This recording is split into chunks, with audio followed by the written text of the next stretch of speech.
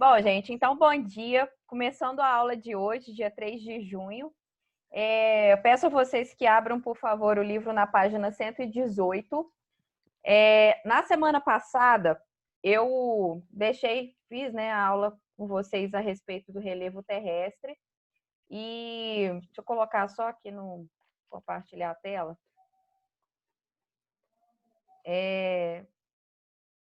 A gente trabalhou esse slide aqui.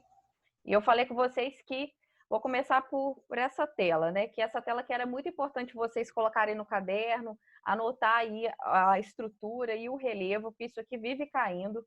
E a primeira pergunta que eu quero fazer para vocês referente à aula da semana passada é quais são os 3 tipos de planalto que a gente encontra, tá? Nessa tabelinha, nós temos 2 tipos, né? Que é o planalto cristalino e o planalto sedimentar. Qual é o outro tipo de planalto que eu comentei que não está aí, porque ele é bem pequeno, né? Só acontece no sul do país. No livro de vocês, ele comenta na página 119. Quem lembra? São os basálticos? Isso mesmo, Marina. Então, para quem aí não lembra, não anotou, gente, a gente tem 3 tipos de planalto, tá? Planalto cristalino, que vai ser a maior quantidade, formado aí por rochas ígneas, tá? É onde a gente vai estudar na próxima aula a questão dos minerais, onde a gente encontra muitos minerais. Os planaltos sedimentares, tá? E os planaltos basálticos, que vão ser encontrados uma pequena parte lá no sul do país, formado aí pelo basalto, né? Por isso que ele recebe esse nome, provindo de antigas erupções vulcânicas. Então, essa região tem um solo muito fértil, por isso que ele é importante. Quando, por exemplo, se a gente estivesse no sul do país, né, ou alguém aqui fosse fazer algum vestibular para alguma universidade, principalmente do Rio Grande do Sul, eu ia falar, estuda isso que vai cair. Mas acredito que aqui não cobre muito, mas é de curiosidade aí para vocês. Então, deixem anotados aí, nós temos 3 tipos de planalto. Esses 2 aqui aparecem nessa tela porque são os mais importantes, mas é interessante também saber do planalto basáltico. Bom, outra coisa também que tem que saber para a prova, né, para a vida de vocês, é que é aquele comentário que eu fiz, né? Toda vez que a gente vai fazer uma viagem, a gente repara que o Brasil, por ter um território imenso, a gente tem uma diferença muito grande na forma do relevo. Então, a gente consegue ver, né, a diferença entre planície e planalto muito grande. Então, esse slide aqui também é muito importante vocês lembrarem, tá? Então, é lembrar aí, principalmente em relação à planície e o planalto, né? Que as planícies vão ser as áreas ali até aproximadamente 100 metros, né, mais próximo ao nível do mar, e principalmente lembrar da questão do acúmulo de sedimentos, que a sedimentação ela vai ser maior que a erosão.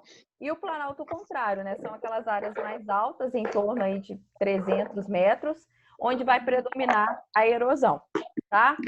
Então, eu coloquei esse resumo para vocês, falei para dar uma olhada. Então, para quem ainda tem dúvida, dá uma estudadinha. Gente, só também acrescentando, a próxima aula vai ser a última antes da prova, tá?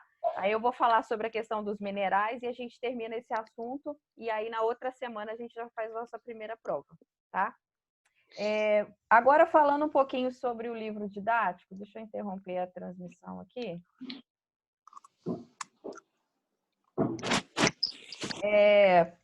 Na página 118, ele coloca uma linha aí ele coloca um mapa de altimetria, né? E traça uma linha no perfil altimétrico AB, tá?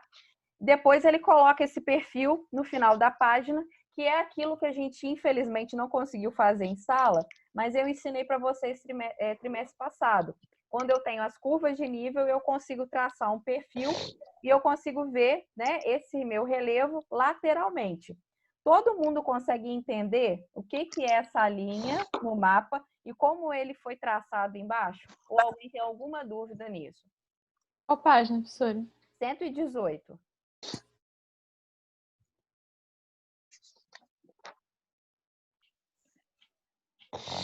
Tá lá, ó, o mapa de altimétrico e depois embaixo tem o perfil topográfico. No trimestre passado eu ensinei a vocês como é que a gente faz isso, aquele negócio de curva de nível, da gente ligar a curva de nível. E o que ele fez embaixo aqui? Ele pegou as altitudes, né, e foi traçando o perfil. Todo mundo consegue entender isso daí? Uhum. Por exemplo, quando ele começa lá no ponto A, que é um ponto bem alto. Quando ele chega na parte do Amazonas ali, do rio Amazonas, o que vai acontecer? A gente tem ali uma área de planície, tá? Então, o que vai acontecer? Obviamente, eu tenho um traçado de relevo bem próximo ao zero, tá? A altitude de planície não é próxima aos 100 metros, então tem que estar batendo. Isso vai acompanhando até chegar lá no final, no B, que é no estado do Rio de Janeiro, tá? Vai ser aí no Oceano Atlântico, tá? Então, a gente tem lá, ó, a Serra da Mantiqueira, o Rio Parnaíba, tá? E o B e o Oceano Atlântico. Se alguém tiver alguma dúvida nisso aqui, depois pode me mandar mensagem. Na página 119, eu quero que vocês marquem aí como IPC, né? Esse quadrinho verde onde está falando do vulcanismo da Bacia do Paraná, que é esse planalto basáltico que eu acabei de explicar, tá? Dei uma, para quem não leu ainda, dá uma lida nesse quadrinho, tá? E pode anotar aí em cima, né, que é o planalto basáltico. Na página 120, gente, o mapa, se cair alguma coisa na prova de vocês de relevo, vai cair o Jurandir-Ross, tá? Porque é o mapa mais atual, é o que tem a classificação de depressão, tá? Então, o que vocês precisam saber? São 28 unidades de relevo, tá? E ele vai levar em consideração a altitude, a estrutura geológica e o processo de formação. Então, anota aí, para quem ainda, né, não lembra. A altitude, estrutura geológica e o processo de formação, tá? É o que o Jurandir-Ross vai levar em consideração. Lembrar também que as depressões, elas vão ser sempre aquelas áreas, né, nas bordas dos planaltos, vão ser áreas rebaixadas nas bordas dos planaltos, tá? Na página 121, só como curiosidade aí para vocês, né? A gente tem a Serra do Mar, tá? Que é aproximadamente 1.000 quilômetros de extensão, tá? Uma altitude aí de 1.200 a 2.000 metros, tá? É a chamada Cordilheira Brasileira, tá? Mas, obviamente, já foi muito desgastada. Nós não temos montanhas aqui. Então, a Serra do Mar, a famosa Serra do Mar aqui próximo, tem em torno de 1.000 quilômetros de extensão. Eu não sei se alguém aqui já teve a oportunidade de viajar para Curitiba. Lá tem um trem, né, que faz um passeio pela Serra do Mar, tá? É bem interessante. Apesar de ser muito lento aquele trem, né? Dá uma agonia, porque demora demais. Para quem está estudando essa parte de relevo, eu lembro que quando eu viajei foi muito interessante, porque eu consegui visualizar exatamente isso aqui, né? A questão das características do relevo na Serra do Mar, tá? Então, se alguém um dia for, recomendo fazer. Oi? Primeira vez que eu fui fazer isso, eu quase Ô, Lincoln, eu não entendi direito o que você falou. a primeira vez que eu fui fazer isso, eu quase dormi no trem. Ah, quase subiu no trem? Não, quase dormi. Ah, dormiu. Tem que você falar subiu. Quase... Não, mas eu também, muito devagar, cruz credo, não tem paciência não. Mas é por isso que eles recomendam que você faça a viagem de ida no trem e depois volte de ônibus. Exatamente, eu fiz isso. É mais rápido. Eu fiz isso. Gente, continuando aí, página 122 e 123, eu não havia pedido a vocês para fazer essas atividades. Mas aí ontem eu estava dando uma olhadinha, porque normalmente essas atividades aqui são mais tranquilas, né? Mais fáceis. Aí o que eu achei? Eu achei assim, não estão tão fáceis assim. Na verdade, estão até bem interessantes. Então, apesar de eu não ter pedido, eu recomendo vocês a fazerem o número 10, por exemplo, que está falando dessa questão do perfil topográfico. O número 11, que ele pede para vocês classificarem a imagem de acordo, né, com o mapa anterior. Então, vê se vocês estão conseguindo fazer, porque essas atividades aqui são básicas. Tá sabendo fazer isso aqui? Vocês estão ótimos, tá? Não precisa se preocupar. Aí depois, qualquer coisa, ficou com dúvida nisso aqui, é só me perguntar. Vamos agora para a atividade de fim da aula de hoje que eu propus a você, que é para a gente fazer a correção das atividades que eu deixei lá no AVA. Então, só mais... Eu pedi a vocês para fazer os números 1, 2, 4, 7, 8, 9, 10, 12, 15, 16, tá? Teve algum exercício desses aqui que vocês tiveram muita dúvida? Não consegui fazer de jeito nenhum?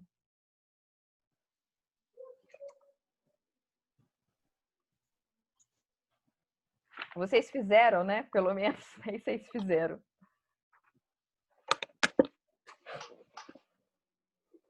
A número 7 foi um pé no saco, não consegui resolver de jeito nenhum. A número 7, vocês podem marcar, ela é uma questão que tem pegadinha. Eu vou começar por ela, tá? Qual página, professora? Página 127, a questão número 7, tá? Vamos lá. O território brasileiro é formado basicamente por duas unidades geológicas, os escudos cristalinos e as bacias sedimentares. Então, a estrutura geológica, cuja ação dos agentes modeladores deu origem às três formas básicas do relevo, denominados de planaltos, planícies e depressões. A gente já viu que os principais aqui agentes modeladores, né, vai ser a erosão, a chuva, né, o vento, né, vai ser a água e o vento, os principais aqui no Brasil. Sobre a estrutura geológica modeladora brasileira, assinale a alternativa correta. Letra A. As planícies, ao contrário dos planaltos, são áreas onde predominam os processos de sedimentação sobre erosão. Ok. Sendo o acúmulo de sedimentos realizado pela ação da água dos rios, mares ou lagos. Aqui faltou também falar da chuva, tá? Das águas das chuvas. São exemplos no Brasil a planície do rio Amazonas e as planícies e tabuleiros litorâneos. O que eu vejo aqui de erro, gente? Ele não colocou a erosão pluvial, né? Não falou da água da chuva e, além disso, ele esqueceu de falar da planície do Pantanal, tá? Então, são exemplos no Brasil, a planície do rio Amazonas, a planície do Pantanal e a planície e tabuleiros litorâneos, tá? Então, esse aí é o erro. Então, a letra A está errada. Vamos para a letra D agora. O relevo brasileiro, na classificação de Jurandir-Ross, é constituído predominantemente por planaltos e depressões, estando as planícies restritas a vales de importantes rios e a extensa faixa costeira. O que está errado aí?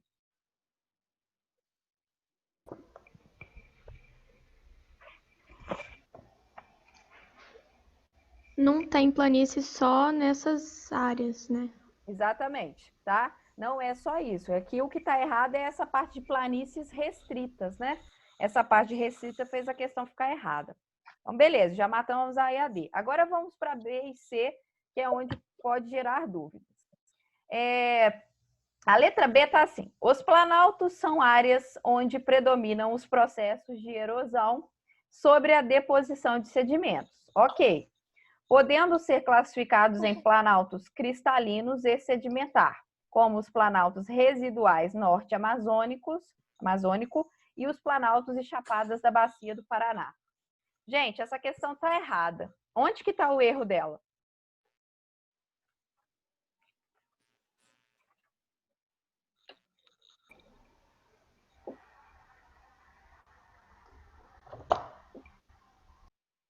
Alguém localizou? Dá uma olhada. Pode ser basáltico também? Vai na página 120. Quem falou? Eu, Yara. Yara, o que você falou? Fala de novo. Pode ser basáltico também? Não, nesse caso aqui não. O erro está nessa parte aí, mas não é isso, porque ele coloca podendo ser classificados em planalto cristalino e sedimentar. Dá uma olhada na página 120. Ó, ele fala que os planaltos residuais norte-amazônico e o planalto chapada bacia do Paraná é classificado como cristalino e sedimentar. Se a gente olhar na página 120, eu vou observar que esses dois são classificados como sedimentares e não cristalino e sedimentar. Então, essa questão aí, na verdade, é uma questão difícil, né? Porque o erro está no planalto cristalino, né? Eu considero uma questão difícil porque praticamente você tem que decorar esse mapa, tá? Então, o que está errado aí, vocês podem puxar uma seta em cristalino, que é sedimentar também. Os dois são planaltos sedimentares. Tudo bem? E a letra C, então, vai ser a resposta. Nas depressões, caracterizadas por serem áreas baixas, circundadas por regiões de relevo mais elevado, onde predomina o processo de sedimentação, como nas planícies, causado pelos desgastes do relevo ao entorno. Beleza, isso aí mesmo. Gente, a questão número 8 foi uma questão que eu coloquei até na E do ano passado, né? E vários alunos erraram. Então, vamos dar uma olhadinha nela. Relevo corresponde ao conjunto de formas apresentadas na superfície terrestre. Essas formas são definidas pela estrutura geológica combinada com as ações da dinâmica interna e externa da Terra. Em 1985, o professor Jurandir Rosa elaborou uma classificação do relevo com base em 3 fatores geomorfológicos. Até acho que isso aqui vocês devem até copiar no caderno, que é interessante, né? Ele elaborou aí, de acordo com a morfoestrutura, né, que vai ser a origem geológica. Morfoestrutura é a mesma coisa que estrutura interna, tá? É a questão aí da geologia que a gente está sempre falando, origem geológica. Paleoclima, ação de antigos agentes climáticos, né, que ele vai levar em consideração assim, era do gelo, né? E morfoclima, influência dos atuais agentes climáticos, que vai ser a questão do formato, né, da forma do relevo, os agentes externos que a gente estudou, tá?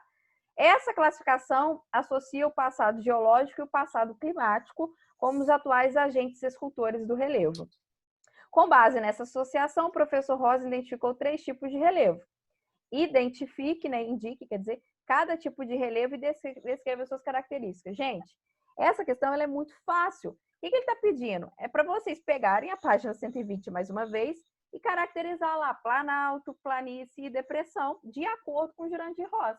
É o que a gente fez semana passada, né? Até falei já, né? Que ele vai levar em consideração a altitude, a estrutura geológica, o processo de formação. Aí depois vocês coloquem, né, que os planaltos são áreas em que a erosão vai superar a sedimentação. Enfim, é só isso. Um monte de aluno não conseguiu fazer essa questão ano passado, tá? De que forma essas características influenciam na vida da cidade? A letra B, basicamente, é o que a gente viu, né, no trimestre passado, na última aula, sobre a questão de como o relevo vai influenciar, né, na vida urbana, tá? Se você tem áreas de planície, são áreas muito mais fáceis para você plantar, muito mais fácil para você construir, tá? Mas, em compensação, você tem que tomar cuidado com o quê? Por exemplo, com inundações, tá? Então, você não pode construir à beira de rio. Construir em áreas com muito declive. O que vai acontecer? É o que a gente falou, né? Áreas com grande declividade vão ter problemas aí, porque você vai ter que ter uma estrutura na sua casa diferenciada, porque a ação dos agentes externos vai atender, né, a haver ali um desmoronamento de terra, né? Porque a gente tem o tipo de solo, o tipo de geológico, tá? De rocha, né? Então, basicamente é para explicar. Para quem não fez essa questão, eu sugiro que faça, tá? É uma questão, né, que caiu lá no Paraná, uma questão muito boa, tá? Claro que é uma questão de vestibular aberto, né, discursivo, que vocês não vão fazer, mas sugiro para a questão do aprendizado mesmo. Professora, você pode falar da número 10? 10. Número 10. O relevo terrestre é dinâmico. Ele se forma e modifica-se em virtude de fatores internos e externos. Considerando a dinâmica do Planalto Central brasileiro, constata-se que a transformação desse relevo ocorre por causa. Aí a gente pode pegar, né, um mapinha Planalto Central, tá? Lá no GeoAtlas, do soerguimento da crosta terrestre produzido pelo tectonismo. Não, de forma alguma. Letra A, né? Errado. Letra C, do rebaixamento do relevo em virtude de movimento de placas tectônicas. Também não. Da sedimentação de materiais em detrimento dos processos de degradação oriundos de atividade fluvial.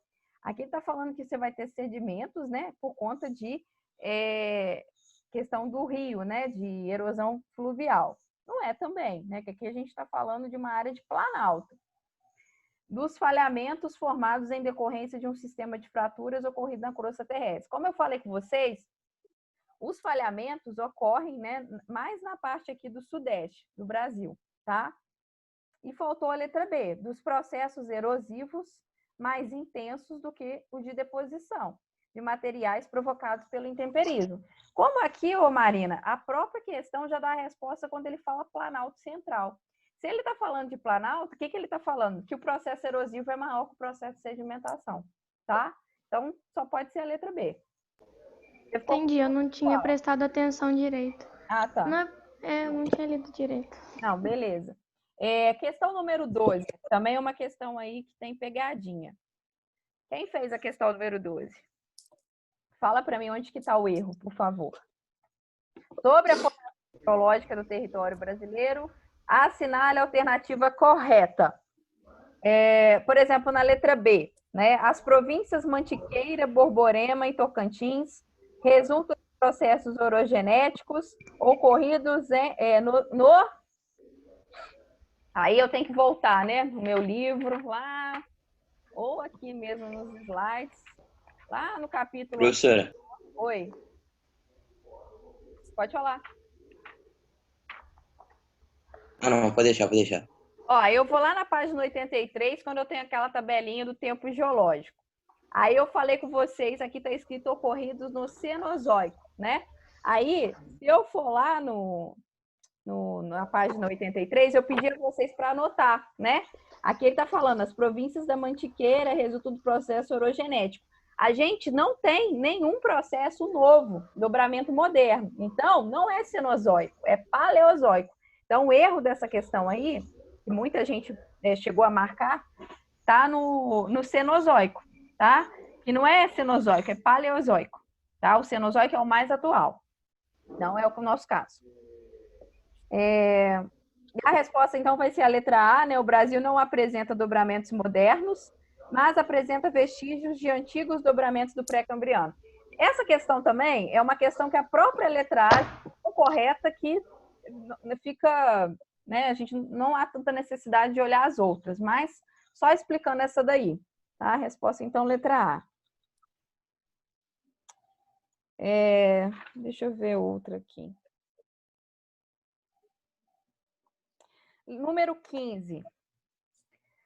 Identifique como verdadeiro ou falso aí. Chapadas são superfícies com no máximo 100 metros de altitude. Bom, já está errado, porque chapadas é uma subcategoria de planalto. Então, se a gente está falando de planalto, então seriam 300 metros, e não 100, que é planície, tá? Então, o resto está errado.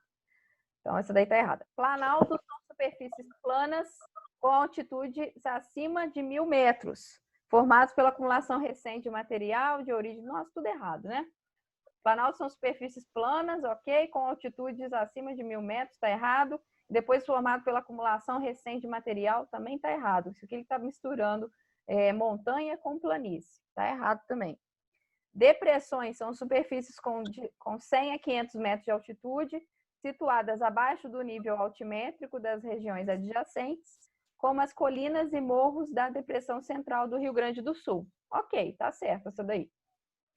E a última, tabuleiros, que eu comentei semana passada com vocês, são superfícies com 20 a 50 metros, ou seja, tabuleiros a gente sempre remete à planície, tá? Tabuleiros litorâneos. Então, tá entre os 100 metros, em contato com o oceano, geralmente com topo plano e limite abrupto. Lembra até da Giovana me perguntar sobre essa questão do limite. Em direção ao mar, típicos da região costeira do Nordeste brasileiro. Então, tá certo. Então, a resposta vai ser letra C, falso, falso, verdadeiro, verdadeiro. Professor. Oi. Aqui. De depressão e planície, porque lá no livro elas falam que são superfícies planas, né? Que a sedimentação... Aí eu não entendi muita diferença. Ô, Fonseca, a sua voz, ela foi cortada. Eu não entendi o que você falou. Ah, tá. Tá ouvindo agora? Tô ouvindo, pode falar. Ah, tá. Então tá. Eu não entendi muito a diferença entre depressão e planície, porque lá no livro fala que são superfícies planas, né? E que a sedimentação supera a erosão em ambas. Aí eu queria saber a diferença. Não, na verdade, você está falando isso no livro, é porque, assim, alguns locais vai acontecer... O que acontece? A planície sempre vai ser as áreas mais baixas, mais planas, né? Próximo ali aos 100 metros, é aquilo que eu passei para vocês, né? Áreas mais baixas de relevo, normalmente até 100 metros em relação ao nível do mar, onde a sedimentação vai superar a erosão. Qual que é a diferença dela em relação à depressão? A depressão vão ser áreas acima da planície, tá? Mas abaixo do planalto. tá? Então, elas vão estar entre as planícies e os planaltos. O que vai acontecer na depressão? Na depressão, dependendo da depressão, você pode estar havendo mais erosão, se ela estiver bem próxima ao planalto, e pode estar acontecendo também mais sedimentação. Aí vai depender da depressão, tá? Mas a principal diferença é que a depressão sempre vai estar entre uma área, duas áreas mais altas, né? O seu entorno sempre vai ser mais alto. Agora, eu não estou conseguindo compartilhar aí a imagem com vocês. Obrigado. Do slide, mas dá uma olhada no slide, tem o desenho exatamente da depressão. A depressão não tem como errar, vai ser sempre uma área em que o vizinho vai ser mais alto. Obrigado. Entendi. Gente, eu acho que o tempo aqui tá acabando, né? Ah, não, ainda não. O problema desse programa aqui é que ele tem pouco tempo. Agora eu consegui. Olha só, Fonseca. Nessa imagem aqui, olha, como é que eu consigo visualizar exatamente a diferença entre planície e depressão. A depressão está entre duas áreas mais altas. No caso da planície, não. Deixa eu ver se... Tá. Espera aí. Aqui, essa imagem aqui da esquerda, né? Eu consigo observar, tem lá a cidadezinha embaixo, e quando... É que aqui essa imagem está cortada, mas eu consigo ver que a lateral dela toda é mais alta. Tá? Entendi. Deixa eu ver se tem mais alguma imagem aqui. Bom, deixa eu ver se tem mais alguma questão aqui. Questão número 2, tá? Número 2. As estruturas geológicas da crosta terrestre refletem os processos que as originaram e ajudam a reconstituir a história do planeta. Em relação a esse assunto, é correto afirmar que os escudos cristalinos constituem o embasamento fundamental das terras emersas, pois se originaram de dobramentos modernos. Nada a ver, né, gente? Dobramentos modernos, né, não tem a ver com escudos cristalinos. Na verdade, aí ele está falando de duas formações, né? Duas estruturas de relevo, escudos e dobramentos. No Brasil não tem dobramento moderno. Misturou aqui, não tem nada a ver. As bacias sedimentares resultam da ação combinada dos processos destrutivos de erosão e dos processos construtivos de acumulação de sedimento. Beleza, certinho. Letra C. O núcleo da Terra encontra-se em estado pastoso, né? Na verdade, o que encontra no estado pastoso é o manto. O núcleo é o estado sólido. Letra D. O manto é o envoltório rochoso da Terra. Na verdade, a litosfera, tá? A litosfera é o envoltório rochoso da Terra. E letra E. Os vulcões são gerados por violentos movimentos de massa no interior do núcleo. Nada a ver também. Então, a resposta aí, letra B. Ô, professora, nessa questão eu fiquei em dúvida, porque, eu pensei que a erosão e tal, ela só mudava a forma do relevo e não a estrutura. Aí, por isso que eu pensei que a letra B também não estava certa. Não, mas o que acontece? Para você ter... Sim, é isso mesmo. A gente vai falar de... Esses exercícios, na verdade, eles são... Às vezes, eu acho que eles são um pouco mal feitos, né? Quando a gente fala de planície, quando a gente fala de erosão, a gente está relacionando a forma, questão de você observar uma forma de planície. Mas a gente acaba, quando a gente vai falar de bacia sedimentar, a gente fala dessa questão aqui de processos destrutivos de erosão e sedimentação, é a característica da bacia sedimentar. Porque para você encontrar os sedimentos ali das áreas mais planas, você vai, bem ou mal, você vai estar falando de área de planície. Tá? Tá, entendi. Essa Obrigada. questão, Marina, a sua dúvida ela é pertinente, realmente, assim, ela está envolvendo dois conceitos aqui, mas das alternativas que estão aqui, é a única que faz sentido. Ok. Tá? As outras são totalmente erradas. Obrigada. Tá bom? Gente, já falei dessa. A número 4.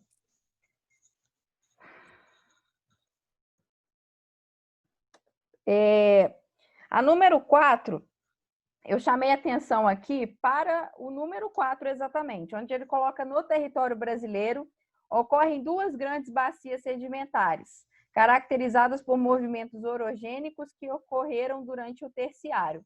Gente, as bacias sedimentares que a gente tem no Brasil, elas são de origem do terciário e do quaternário. tá? Quando a gente olha lá na página, de novo, né, na página 120, né, a gente vai lá para a questão das bacias sedimentares, a gente vai falar tanto de ocorrer essa da Amazônia, tá? Ali dos números 10 e 11, a gente está falando do quaternário, tá? Então, a número 4 está errada porque não é só terciário, é quaternário também. Deixa eu ver se tem mais alguma. Ô, professora, a número 4 também tá errada porque fala de movimento orogênico, né? Ou não tem nada a ver?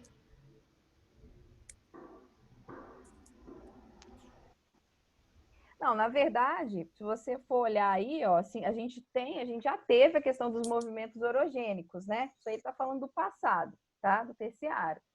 Então, só que por isso que eu falei, só que as nossas bacias sedimentares, elas também são de origem do quaternário, não só do terciário. Tá? Ok, aham. Deixa eu ver. Gente, essas daqui foram as questões que eu marquei, como assim, as que eu poderia comentar de dúvida. Tem mais alguma que vocês querem perguntar?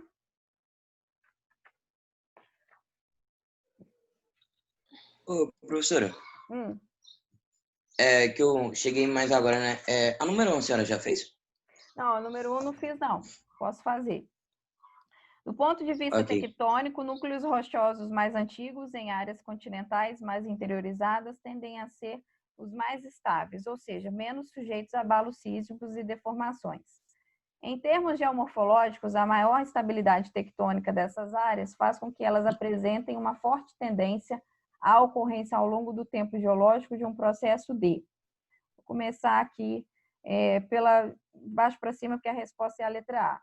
Geração do relevo serrano associada a fatores climáticos ligados à glaciação. Resposta errada aí, a questão da glaciação, tá? Questão daqui da formação da Serra do Mar, como eu falei com vocês, isso aí é de antigos movimentos, né, que a gente vai ter aí associados à questão da orogênese e epirogênese, tá? Então não tem nada a ver com glaciação, não. Letra D. Produção de desníveis topográficos acentuados resultante da contínua sedimentação do rio. É a mesma coisa. Essa produção dos desníveis topográficos também tem a ver aí com a questão daquele processo de isostasia, né, que eu falei com vocês do equilíbrio ali da epirogênese. Também não tem a ver com sedimentação dos rios, que vai acontecer também, mas não é o principal motivo. Formação de cânions decorrente da intensa erosão eólica. Não é erosão eólica, é erosão fluvial. Formação de depressões absolutas geradas por acomodação de blocos rochosos. Tá errado aí essa questão de depressões absolutas também, tá? Tem nada, na verdade, peraí. Formação de... não, essa questão aqui tá toda errada, não tem nada a ver uma coisa com a outra. Tem nada a ver com acomodação de blocos rochosos com formação de depressão absoluta. Isso aqui tem a ver também com a questão da epirogênese. E a letra A, aplanamento das formas de relevo decorrente do intemperismo e da erosão. É o que a gente viu no trimestre passado, né? A gente tem aí a questão da forma do relevo ocasionada aí pelo intemperismo e erosão. Essa daí é a mesma coisa, né? Dentre as alternativas, a letra A é a única que faz sentido. Se você não soubesse... Entendi. A letra B é a única que poderia, apesar de não ter nada a ver, a letra C e a letra D